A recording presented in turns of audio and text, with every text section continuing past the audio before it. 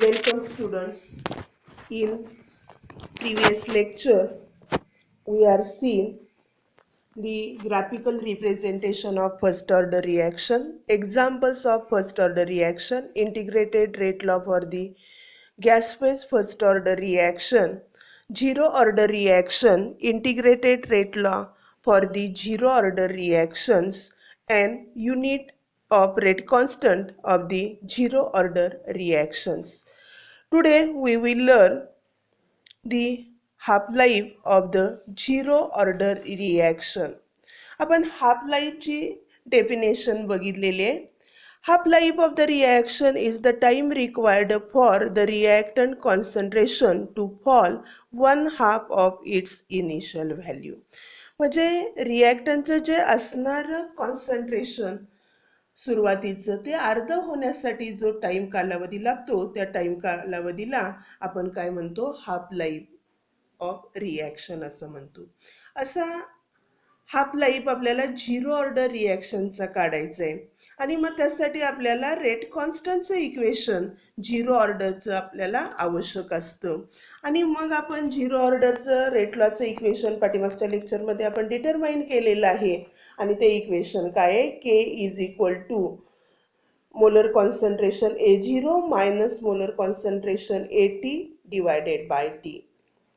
आता हे जे इक्वेशन आहे, हे इक्वेशनचा उपयोग करून आपल्याला half life of the zero order रिॲक्शनचं काढायचं आहे. परीक्षेमध्ये तुम्हाला प्रश्न 2 मार्काला कदाचित विचारलं जाऊ शकतो, half life of the zero order reaction, किंवा जे न्यूमरिकल प्रॉब्लेम सोडवायचे त्यासाठी सुद्धा तुम्हाला त्याचा उपयोग होत असतो. आणि मग आपण ह्या इक्वेशनमध्ये काय करणार आहे, जे इनिशियल कॉन्सन्ट्रेशन इथं A0 आहे त्याचं काय होणार आहे, अर्ध होणार आहे. आणि ते अर्ध होण्यासाठी म्हणजे इथं काय होणार आहे, AT हे काय होणार आहे, A0 डिवायडेड बाय 2 होणार आहे. आणि जे टाईम आहे ते टाईम आपण हाफ लाईफ घेत असतो आणि ते सुद्धा आपण त्यासाठी नोटेशन ती T1/2 असं वापरतो. आणि त्यामुळं आपण ह्या कंडिशन लिहितोय. Using the condition T is equal to T1/2 आणि AT इज इक्वल टू काय येणार आहे, A0 डिवायडेड बाय 2. आणि ह्या व्हॅल्यू ज्या आहेत ह्या व्हॅल्यू काय करणार आहे, आपण इक्वेशनमध्ये घालणार आहे. आणि त्यामुळे इक्वेशनमध्ये घातलं की आपलं इक्वेशन असं होणार आहे, के is equal to A0 minus A0 divided by 2. परत त्याला आपण डिवायडेड बाय काय आहे, T1/2. ह्या पण आता व्हॅल्यू घातल्या तर जे आपलं इक्वेशन आहे ते इक्वेशन कसं होतंय बघा. आता आपण काय बघतोय, A0 minus A0 divided by 2 आहे. आणि मग इथं आपण काय करणार आहे, A0 divided bye A0 minus 2 म्हणजे पूर्ण A0 आहे त्यातनं अर्धा A0 आपण काय केलं, वजा केला. तर येणार आपल्याला इक्वेशन काय येतं, A0 डिवायडेड बाय 2. आणि आपल्याला डिवायडेड बाय काय आहे, टाईम आहे. आणि डिवायडेड बाय टाईम आणि ते टाईम कसं आहे, T1/2 आहे. आणि त्यामुळे तिथं आपण T1/2 लिहिलेलं आहे. आणि मग आपल्याला जे इक्वेशन मिळतं ते इक्वेशन काय मिळालं आपल्याला, K is equal to A0 divided by 2 divided by काय आहे, T1/2. म्हणजे इक्वेशन काय झालं आपलं, A0 डिवायडेड बाय 2 T1/2. अशा पद्धतीनं आपल्याला काय मिळालं, हे इक्वेशन मिळालं. आता हे जे इक्वेशन आहे आपल्याला हे इक्वेशन काय करायचं आहे, T1/2च्या स्वरूपामध्ये कन्वर्ट करून घ्यायचं आहे. म्हणजे तुम्ही हे इक्वेशन असंही लिहू शकता, T1/2 is equal to A0 divided by 2K. आणि मग आपल्याला इथं जे इक्वेशन मिळालेलं आहे, हे जे इक्वेशन आहे ह्याला तुम्ही म्हणू शकता half life of the zero order reaction. आणि मग हे जे इक्वेशन आहे या इक्वेशनवरून तुमच्या असं लक्षात येईल, half life of the zero order reaction is proportional to the rate constant. म्हणजे जे रेट कॉन्स्टंट आहे त्या रेट कॉन्स्टंटवरती रिॲक्शनचा रेट काय आहे, अवलंबून आहे. त्याचबरोबर तुम्हाला असंही म्हणता येईल, half life of the zero order reaction is proportional to the initial concentration of the reactor.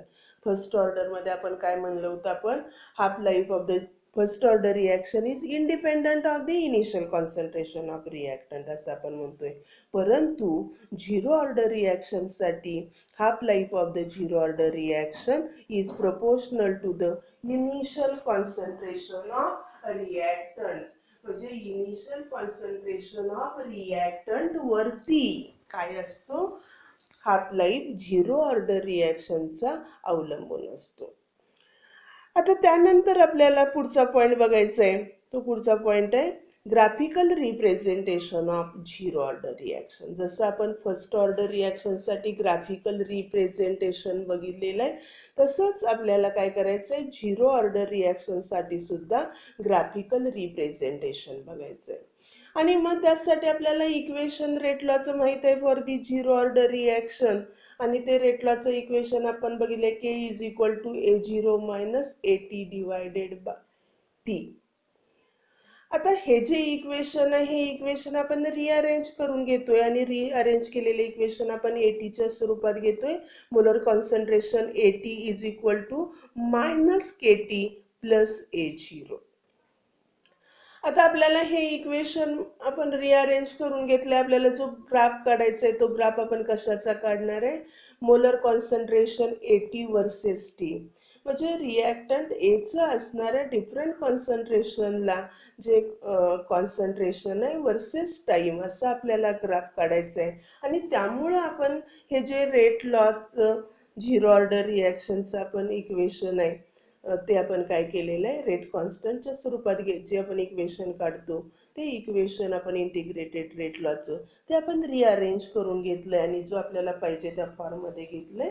आणि मग त्यामध्ये जर आपण बघितलं, आपण जे मोलर कॉन्सन्ट्रेशन AT आहे ते आपण काय करणार आहे, वाय ॲक्सिसवरती घेणार आहे.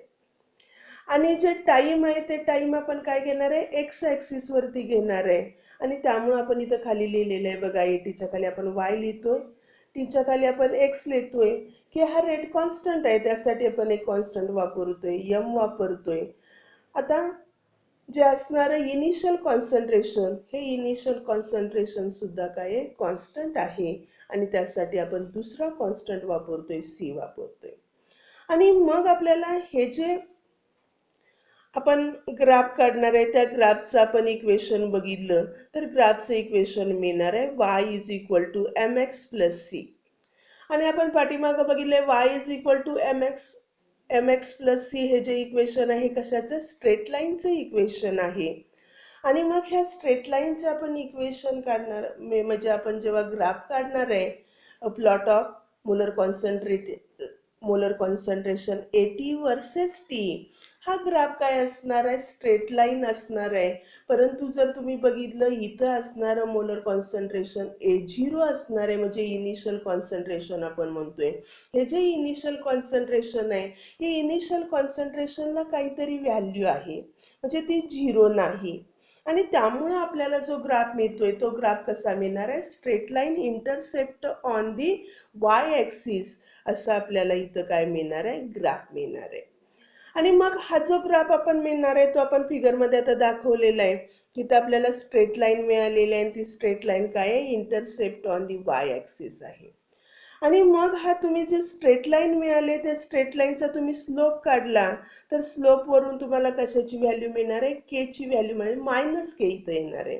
म्हणजे स्लोपची व्हॅल्यू काय असणार आहे, slope is equal to minus K असणार आहे. आणि त्याच्यावरून तुम्ही केची व्हॅल्यू काढू शकता, K is equal to minus slope असं तुम्ही म्हणू शकता. आता जो इंटरसेप्ट आहे, इंटरसेप्ट जिथं वाय ॲक्सिसवरती झालेलं आहे तिथं जी व्हॅल्यू असणार आहे ती व्हॅल्यू कशाची असणार आहे, द इनिशियल कॉन्सन्ट्रेशन A0ची व्हॅल्यू असणार आहे. आणि अशा पद्धतीनं तुम्ही काय करू शकता, ह्या ग्राफवरून सुद्धा झिरो ऑर्डर रिॲक्शनसाठी इनिशियल कॉन्सन्ट्रेशन आणि रेट कॉन्स्टंट हे काय करू शकता, डिटरमाइन करू शकता. आणि इथं सुद्धा तुमच्या लक्षात येईल की T1 हाफ म्हणजे half life of the zero order reaction is directly proportional to the initial concentration. इथं जर तुम्ही ग्राफमध्ये बघितलं आणि त्या ग्राफमध्ये तुमच्या असं लक्षात येईल की त्या आपण ज्या T1 हाफच्या ज्या व्हॅल्यू आहेत त्या T1 हाफच्या व्हॅल्यू जर आपण बघितलं फर्स्ट ऑर्डर रिॲक्शनमध्ये बघितल्या होत्या त्या पद्धतीनं इथं जर बघितल्या फर्स्ट ऑर्डर रिॲक्शनसाठी त्या व्हॅल्यू कॉन्स्टंट होत्या, परंतु इथं व्हॅल्यू काय आहेत, डिफरंट आहेत. याचाच अर्थ तुम्ही सांगू शकता half life of the zero order reaction changes with the initial concentration. Initial concentration change झालं की काय होणार आहे, टाईम त्यासाठी असणार ते टाईम चेंज होणार आहे.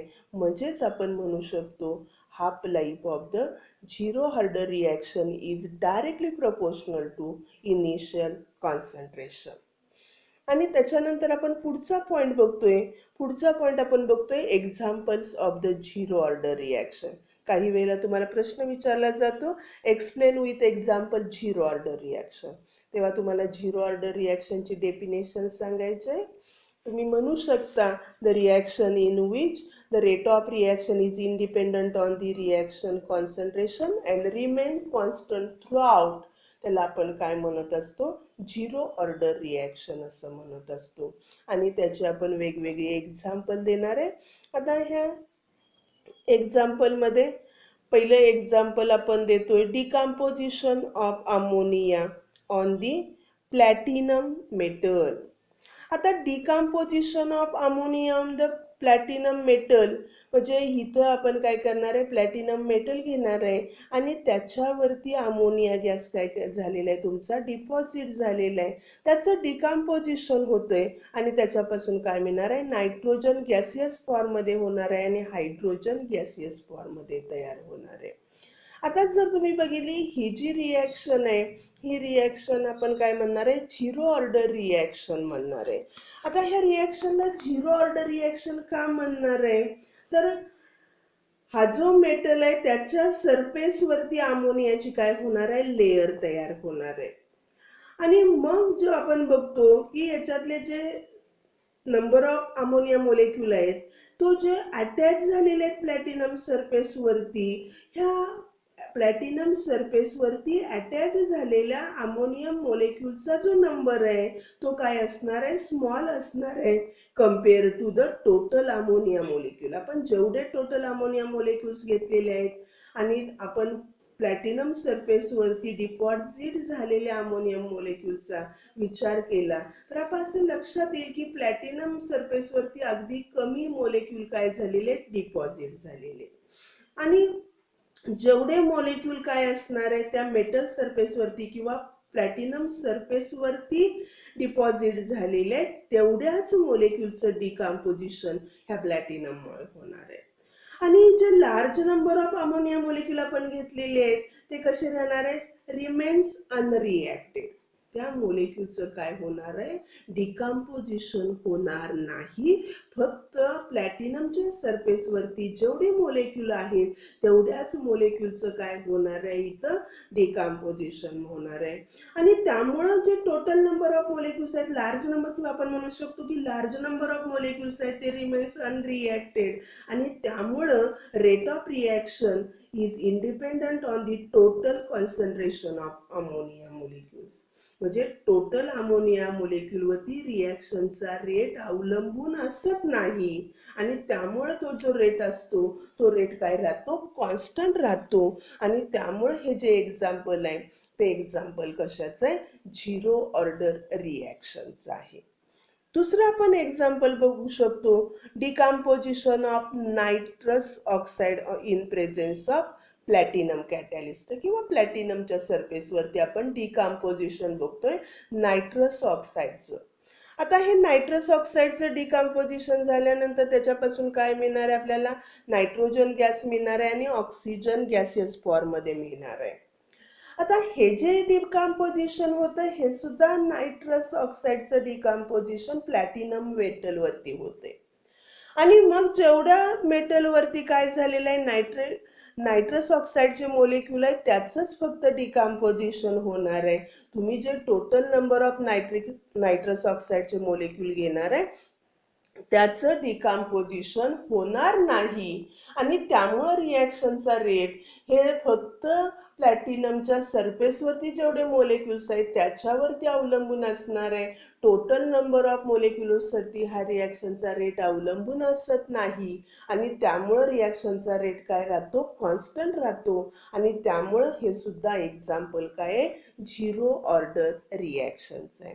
तिसरं एक्झाम्पल तुम्हाला सांगता येईल catalytic decomposition of phosphine on the hot tungsten in high pressure. म्हणजे टंगस्टन तुम्ही मेटल घेतलं आणि त्याच्या सरफेसवरती तुम्ही PH3 दॅट इज फॉस्फिनचं काय करताय, डिकम्पोजिशन करताय. इथं सुद्धा तीच पोझिशन असणार आहे. जेवढे मोलेक्यूल टंगस्टनच्या सरफेसवरती असतील तेच तेवढे रिॲक्ट होणार आहे किंवा त्याचंच फक्त डिकम्पोजिशन होणार आहे. टोटल जे मोलेक्यूल तुम्ही घेतलेले आहेत त्याच्यावरती रिॲक्शनचा रेट अवलंबून असत नाही आणि त्यामुळं ही रिॲक्शन कसे झिरो ऑर्डर रिॲक्शन आहे. अशा पद्धतीनं तुम्ही झिरो ऑर्डर रिॲक्शनचे काय सांगू शकता, एक्झाम्पल सांगू शकता. पुढचा आपण पॉइंट बघणार आहे सिडो फर्स्ट ऑर्डर रिॲक्शन. सिडो म्हणजे खोट्या. सिडोपोडिया बाबाच्या बाबतीत आपण काय बघतो, सिडोपोडी आपण म्हणतो. सिडो म्हणजे खोटे पाय त्याला आपण म्हणतो. इथं सिडो फर्स्ट ऑर्डर रिॲक्शन आपण बघणार आहे. म्हणजे खोट्या फर्स्ट ऑर्डर रिॲक्शन याचाच अर्थ काय, ज्या रिॲक्शन ॲक्च्युली तुम्ही बघितलं तर त्या काय असणार आहे, हायर ऑर्डर असणार आहे, but it follows the first order kinetics. अशा रिॲक्शनला आपण काय म्हणतो, सिडो फर्स्ट ऑर्डर रिॲक्शन. तर तुम्हाला त्याची डेफिनेशन देता येते, the reaction which are the expected to be of the higher order follows. म्हणजे ज्या काय करणार आहेत हायर ऑर्डर त्यांनी फॉलो करायला पाहिजे, परंतु it follows the first order kinetic, परंतु त्या काय करतायत, फर्स्ट ऑर्डर कायनेटिक फॉलो करतायत. अशा रिॲक्शन आहेत. त्या रिॲक्शनला आपण काय म्हणतो, सिडो फर्स्ट ऑर्डर रिॲक्शन. आणि मग ह्या सिडो फर्स्ट ऑर्डर रिॲक्शन आपल्याला कुठले आहे ते बघायचं आहे. परीक्षेमध्ये आपल्याला प्रश्न विचारला जातो, explain with example pseudo first order reaction. आणि आपण म्हणतो reaction that have the higher order to rate law but are found to behave first order kinetic is called as a pseudo first order reaction. किंवा तुमच्या पुस्तकात दिलेली तुम्ही definition सांगू शकता, certain reaction which are expected to be of higher order and follows the first order kinetic considered as a pseudo first order reaction. म्हणजे ज्या higher order reaction आहेत, म्हणजे ज्याची ऑर्डर एकपेक्षा जास्त आहेत, परंतु त्या जेव्हा बिहेव करतात किंवा जे वापरतात त्याचं की जे कायनेटिकचं आपण इक्वेशन काढतो रेट लॉचं, ते रेट लॉचं इक्वेशन मात्र काय येतं, फर्स्ट ऑर्डर येतं. अशा रिॲक्शनला आपण काय म्हणणार आहे, सिडो फर्स्ट ऑर्डर रिॲक्शन. आणि मग ह्या सिडो फर्स्ट ऑर्डर रिॲक्शनमध्ये आपण एक्झाम्पल बघतोय, हायड्रॉलिसिस ऑफ मिथिल ॲसिटेट. आणि मग ते आपल्याला रिॲक्शन माहीत आहे, आपण मिथिल ॲसिटेट घेतले, त्याचं हायड्रॉलिसिस करण्यासाठी वॉटर वापरलं जातं, एक्सेस क्वांटिटीमध्ये इथं वॉटर वापरलं जातं. आणि त्याचं काय होतंय, हायड्रॉलिसिस होत आहे, त्याच्यापासून आपल्याला ॲसिटिक ॲसिड मिळते, त्याचबरोबर आपल्याला मिथिल अल्कोहोल किंवा मिथॅनॉल मिळते. ही जी रिॲक्शन आहे त्या रिॲक्शनसाठी तुम्ही रेट लॉचं इक्वेशन लिहू शकता. आणि रेट लॉचं इक्वेशन काय आहे, rate is equal to K dash, आपण इथं कॉन्स्टंट वापरतोय K dash, molar concentration of methyl acetate into molar concentration of water. परंतु ही जी रिॲक्शन आहे, ह्या रिॲक्शनवरती आपण हे जे रेट लॉचं इक्वेशन आहे आणि मग ह्या रेट लॉच्या इक्वेशनवरून तुम्ही सांगू शकता की इथं असणारे रिॲक्शनची ऑर्डर आहे, ती रिॲक्शनची ऑर्डर काय आहे, सेकंड ऑर्डर आहे. आपण बघतो की ही आपण एक्सपेक्टेड केलेलं आहे आणि हे रेट लॉच्या इक्वेशनवरून आपण म्हणू शकतो, परंतु ॲक्च्युली जेव्हा आपण बघतो तेव्हा काय होतं, this reaction obeys the first order. ही रिॲक्शन काय करते, फर्स्ट ऑर्डरचं रिॲक्शन कायनेटिक इक्वेशन ओबे करत असते. आणि मग आपण हे कायनेटिकचं इक्वेशन फर्स्ट ऑर्डरचं ओबे करतोय, याचं आपण काय बघितलं, रिझन बघायचं आहे. त्याचं रिझन असं आहे, the reason is that the solvent water is present in the large access and that change the concentration is negligible compared to the initial one or its concentration remain constant.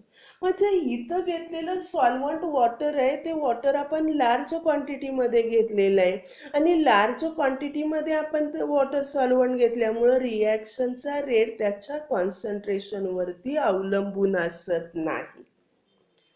म्हणजे रिॲक्शनचा rate हा वॉटरच्या कॉन्सन्ट्रेशनवरती अवलंबून असत नाही किंवा त्याच्या कॉन्सन्ट्रेशनमध्ये initial जे concentration आहे त्याच्यामध्ये होणारा चेंज हा निग्लिजिबल आहे आणि त्यामुळं त्याचं जे असणारं कॉन्सन्ट्रेशन कसं राहणार आहे, कॉन्स्टंट राहणार आहे आणि त्यामुळं वॉटरचं कॉन्सन्ट्रेशन इथं कॉन्स्टंट राहतंय आणि त्यामुळं त्याच्यावरती रिॲक्शनचा रेट अवलंबून असत नाही आणि त्यामुळं आपण त्याचं जे देणारं कायनेटिकचं इक्वेशन किंवा रेट लॉचं इक्वेशन आपण कसं लिहितो, वॉटर कॉन्स्टंट आहे आणि त्यामुळं तिथं आपण नोटेशन त्यासाठी के डबल डॅश असं वापरतोय आणि तोच आपण इक्वेशनमध्ये लिहिल्यामुळं इक्वेशन आपलं असं होणार आहे, rate is equal to K dash molar concentration of methyl acetate into K double dash आणि इथं आपण के डॅश आणि के डबल डॅश याच्यासाठी दुसरं नोटेशन वापरतोय, के वापरतोय आणि त्यामुळं रेटलचं आपण इक्वेशन असं लिहिणार आहे, रेट इज इक्वल टू के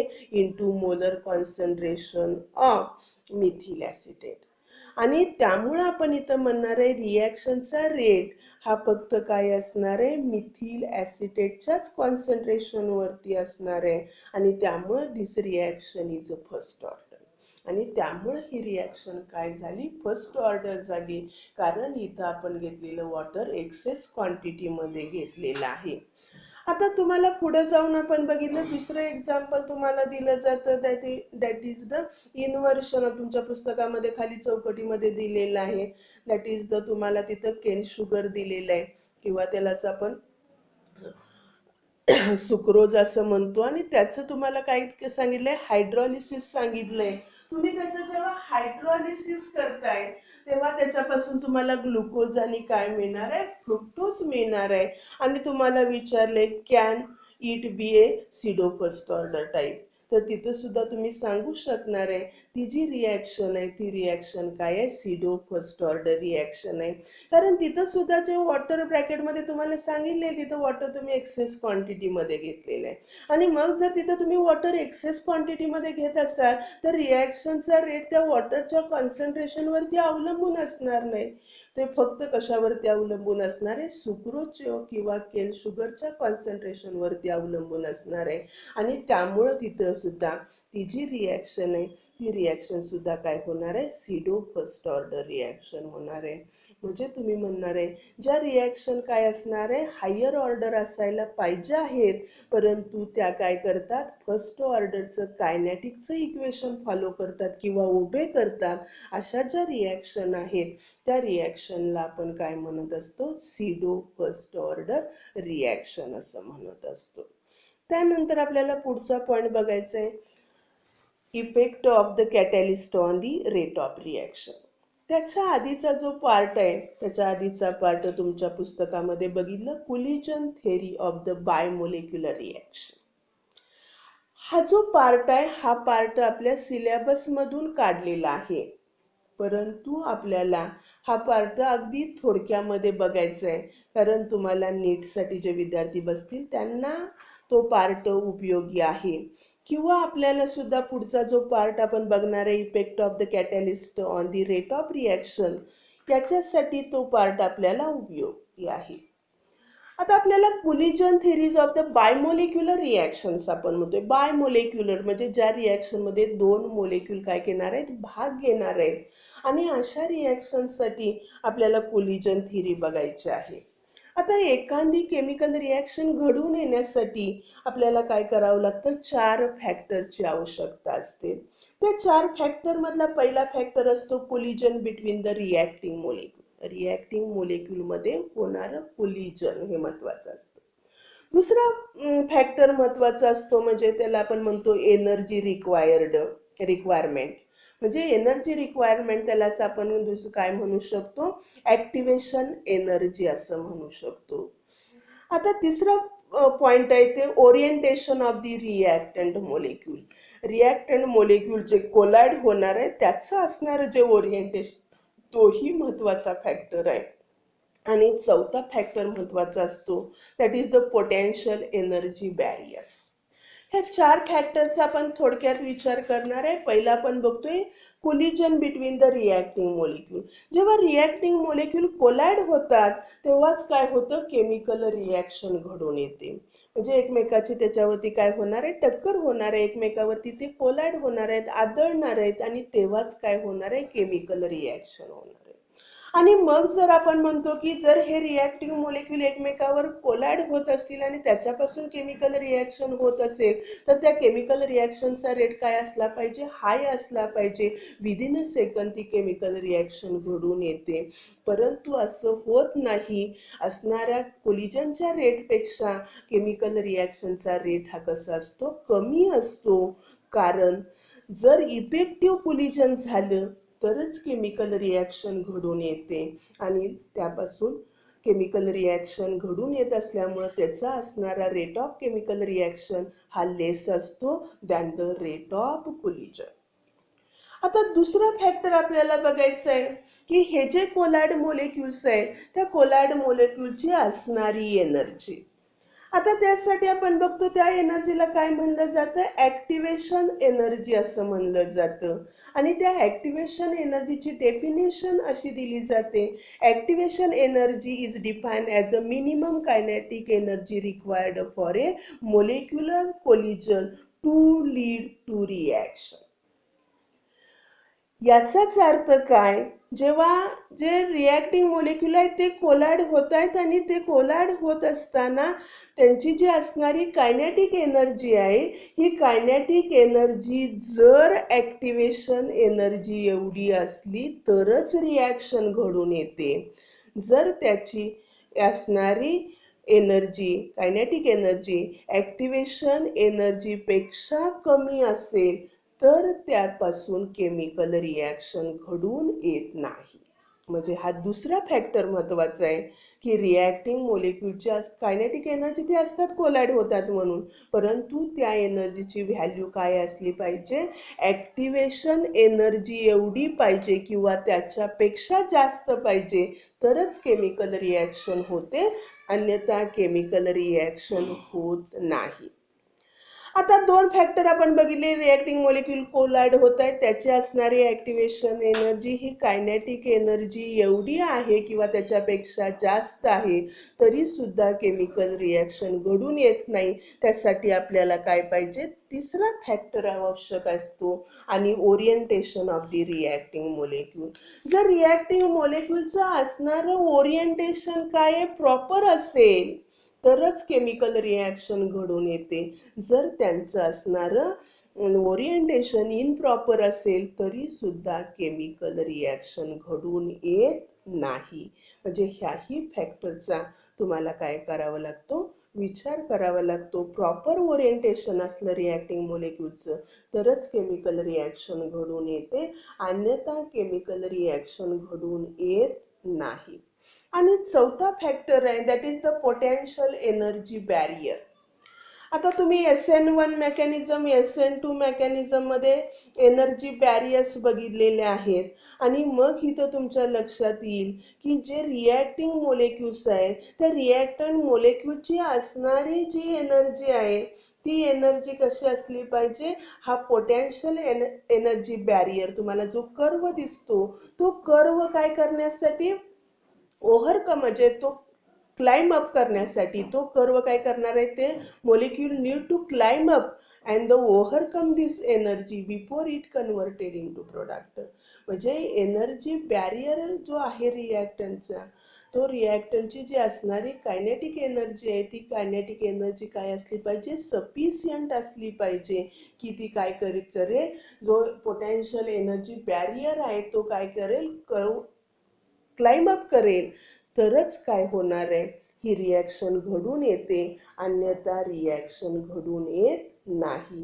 म्हणजे हे जर चार फॅक्टर तुम्हाला काय असतील, कन्व्हिनियंट असतील तर आणि तरच काय होते, केमिकल रिॲक्शन घडून येते. आणि अशा पद्धतीनं तुम्ही डिटेलमध्ये अजून वाचा आणि नाही समजलं तर मला तुम्ही काय करू शकता, विचारू शकता. त्यानंतर पुढचा पॉईंट होता that is the temperature dependence on the reaction rate. आपण बघितलं as a temperature increases rate of chemical reaction increases. Temperature वाढलं की केमिकलचा रिॲक्शनचा रेट वाढतो. का केमिकल रिॲक्शनचा रेट वाढतो हाही पॉईंट तुमच्या सिलेबसमधनं कट केलेला आहे, परंतु तुम्हाला माहीत असलं पाहिजे जेव्हा टेम्परेचर वाढलं की काय होणार आहे, the molecule whose kinetic energy is equal to the activation energy, त्या मोलेक्युलचा नंबर वाढतो आणि त्यामुळं रिॲक्शनचा रेट वाढतो. अशा पद्धतीनं टेम्परेचर वाढलं की रिॲक्शनचा रेट काय होत असतो, वाढत असतो. आता तोही पार्ट आपल्या सिलेबसमध्ये नाही आणि तुम्ही काय करायचं आहे, तो बघायचा आहे. पुढचा पॉईंट आपल्याला बघायचा आहे effect of the catalyst on the rate of reaction. आता आपल्याला कॅटॅलिस्टची डेफिनेशन माहीत आहे. कॅटॅलिस्ट आपण कशाला म्हणतो, catalyst is a substance which is added to the reactant that increases the rate of reaction without itself being consumed in the reaction. म्हणजे catalyst हा substance आहे.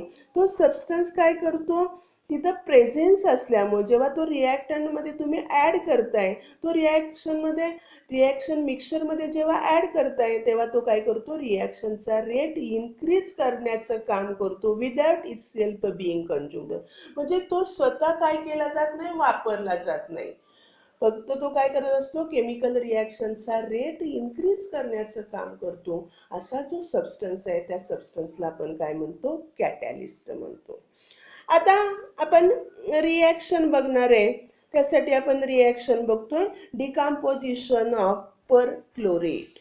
आता ह्या परक्लोरेटचं काय होतंय, डिकम्पोजिशन होतंय आणि त्याचं डिकम्पोजिशन आपण काय करतोय, इन प्रेझेन्स ऑफ मँगॅनीज ऑक्साईडच्या प्रेझेन्समध्ये करतोय. आणि हे डिकम्पोजिशन होऊन तिथं काय होणार आहे, पोटॅशियम क्लोराईड तयार होणार आहे आणि ऑक्सिजन तयार होणार आहे. तुमच्या पुस्तकामध्ये ती रिॲक्शन चुकीची दिलेली आहे, ती तुम्ही ह्या पद्धतीनं काय करायचे, दुरुस्त करून घ्यायचे. आता इथं मँगॅनीज ऑक्साईड जो घातलेला आहे हा काय, कॅटॅलिस्ट आहे. आणि हा कॅटॅलिस्ट इथं तुम्ही वापरल्यामुळं हा जो रेट ऑफ डिकम्पोजिशन आहे तो डिकम्पोजिशनचा रेट काय तुम्हाला दिसेल, इन्क्रीज झालेला दिसेल. आता हा कॅटॅलिस्टमुळे रिॲक्शनचा रेट काय इन्क्रीज होतो, तर तिथं काय करत असतो, हा जो कॅटॅलिस्ट आहे तो कॅटॅलिस्ट नवीन पाथ निर्माण करतो, अल्टरनेटिव्ह पाथवे निर्माण करतो, जो काय करत असतो, which is associated with the lower activation energy. म्हणजे तिथं असणारी जे मोलेक्युल्स आहेत त्या रिॲक्टंट मोलेक्युल्सचं काय करतो, ॲक्टिवेशन एनर्जी आहे ती ॲक्टिवेशन एनर्जी कमी करण्याचं काम हा कोण करत असतो, कॅटॅलिस्ट करतो. आणि त्यामुळं जे नंबर ऑफ मोलेक्युल्स आहेत की ज्याची energy kinetic energy, activation energy एवढी आहे, हा मोलेक्युल्सचा नंबर वाढल्यामुळं काय होतो, रिॲक्शनचा रेट वाढतो. कारण आपल्याला माहीत आहे कॉन्सन्ट्रेशन एक आपण फॅक्टर बघितला आहे, जो concentration increases the rate of reaction increases. Concentration increase होतं म्हणजे रिॲक्टिव्ह मोलेक्युल्सचा नंबर इन्क्रीज होतो. म्हणजे इथं सुद्धा काय होणार आहे, जे मोलेक्युल्स आहेत की ज्या मोलेक्युल्सच्या असणार आहे कायनेटिक एनर्जी ही ॲक्टिवेशन एनर्जी एवढी आहे किंवा त्याच्यापेक्षा जास्त आहे, अशा नंबर ऑफ मोलेक्युल्सचा नंबर वाढला आणि त्यामुळं काय होतो, जे रिॲक्शन आहे त्या रिॲक्शनचा रेट इथं काय होत असतो, वाढत असतो. आणि मग तुम्हाला हे डायग्रामच्या साहाय्यानं सुद्धा आपण काय तुम्ही कम्पेअर करू शकतो. पोटॅन्शियल एनर्जी बॅरियर तुम्हाला कॅटॅलिस्ट आपण देतोय, कॅटॅलिस्ट वापरून रिॲक्शन जी करतो आणि अनकॅटॅलाइज्ड रिॲक्शनचा. आणि मग तुमच्या इथं लक्षात येईल activation energy larger that the remain for the same reaction in presence of catalyst. म्हणजे कॅटॅलिस्ट तुम्ही वापरला तर काय होणार आहे, ही ॲक्टिवेशन एनर्जी कमी झालेली दिसेल तुम्हाला. आणि जर अनकॅटॅलाइज्ड रिॲक्शन असेल तर त्याची असणारी ॲक्टिवेशन एनर्जी काय असणार आहे, जास्त असणार आहे. आणि त्यामुळं इथं अनकॅटलाइज्ड रिॲक्शनचा रेट जर तुम्ही बघितला तर तो कमी असणार आहे आणि कॅटलाइज्ड रिॲक्शनचा रेट काय असणार आहे, हाय असणार आहे.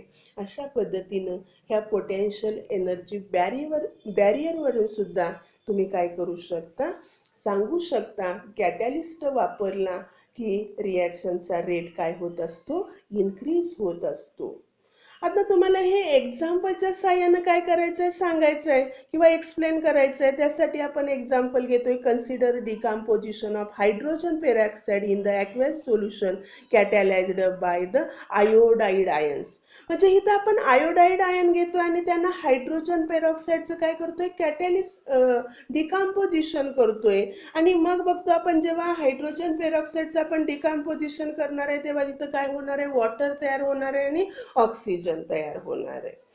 आता जर तुम्ही काय केलं, इन ॲब्सेन्स ऑफ कॅटॅलिस्ट तुम्ही जर ही रिॲक्शन घडवून आणली रूम टेम्परेचरला, जर तुम्ही ही reaction absence of the catalyst तर तुम्ही जर घडवून आणली तर तिथं असणारे जे मोलेक्युल्स आहेत रिॲक्टंट त्याची असणारी ॲक्टिवेशन एनर्जी काय असते, 76 किलो जूल पर मोल असते. म्हणजे इथं हाय त्याची काय आहे, त्या मोलेक्युलची ॲक्टिवेशन एनर्जी आहे. परंतु जर तुम्ही हीच रिॲक्शन काय केली, आयोडाइड आयन ह्या कॅटॅलिस्टच्या प्रेझेन्समध्ये जर तुम्ही घडवून आणली तर जे रिॲक्टिंग मोलेक्युल्स आहे त्या रिॲक्टंट मोलेक्युलची जी असणारी काय ॲक्टिवेशन एनर्जी आहे ती ॲक्टिवेशन एनर्जी डिक्रीज झालेली दिसेल. आणि ती ॲक्टिवेशन एनर्जी तुम्ही बघितले तर ती किती होते, 57 किलो जूल पर मोल होते.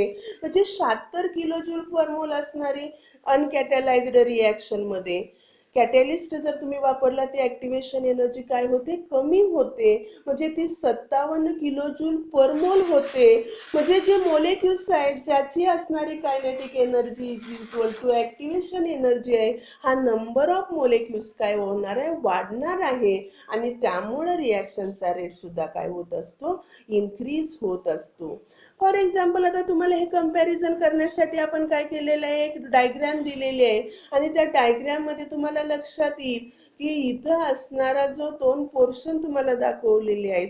पहिला पोर्शन तुम्ही इकडचं शेवटून जर बघायला गेला तिथं बिफोर यूज ऑफ कॅटॅलिस्ट म्हणतोय.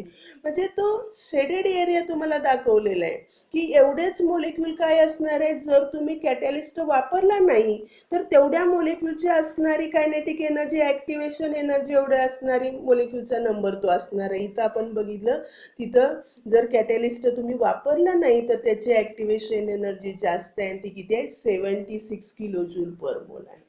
परंतु जेव्हा तुम्ही काय करताय, कॅटॅलिस्ट वापरताय तेव्हा ही जी असणारी ॲक्टिवेशन एनर्जी कमी होते आणि ती 57 किलो जूल पर मोल. तुम्ही काय करायचं, लक्षात ठेवायचा आकडा.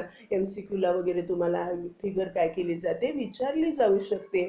म्हणजे इथं असणारी ही जी ॲक्टिवेशन एनर्जी आहे ही ॲक्टिवेशन एनर्जी कमी झाली आणि ॲक्टिवेशन एनर्जी कमी झाली म्हणल्यावर काय होणार आहे, जे मोलेक्युल्सचा नंबर आहे की ज्याची काय असणार आहे, कायनेटिक एनर्जी, ॲक्टिवेशन एनर्जी एवढं आहे, हा नंबर काय केला तुम्हाला इन्क्रीज झालेला दिसेल. फिगरमध्ये जर तुम्ही बघितलं हा संपूर्ण एरिया असणार आहे की पहिला आपण बघितलेला आणि आता दुसरा पुढचा तुम्हाला दिसतो. हे सगळे जास्त number, large number of molecules आपण म्हणणार आहे की ज्याची असणारी ॲक्टिवेशन एनर्जी ही कायनेटिक एनर्जी ही काय होणार आहे, ॲक्टिवेशन एनर्जी एवढी होणार आहे. आणि त्यामुळं रिॲक्शनचा रेट काय होणार आहे, इन्क्रीज होणार आहे.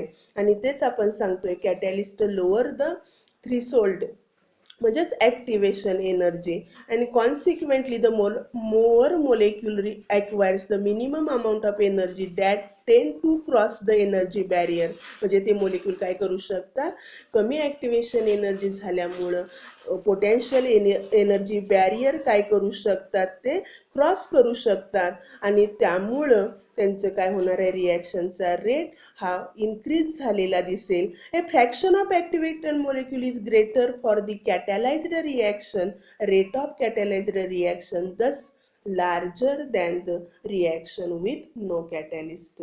आणि त्यामुळं जे मोलेक्युल्स आहेत इथं जास्त मोलेक्युल असतील की ज्याची असणारी कायनेटिक एनर्जी, ॲक्टिवेशन एनर्जी एवढी आहे आणि त्यामुळं कॅटॅलिस्ट जर तुम्ही वापरला तर त्या रिॲक्शनचा रेट काय होतो, इन्क्रीज होतो. इथंपर्यंतचा आपण हा शेवटचा पॉईंट आपल्या टॉपिकचा आहे. इथं आपला टॉपिक संपलेला आहे. थँक्यू. इथं आपण काय करतोय, थांबतोय.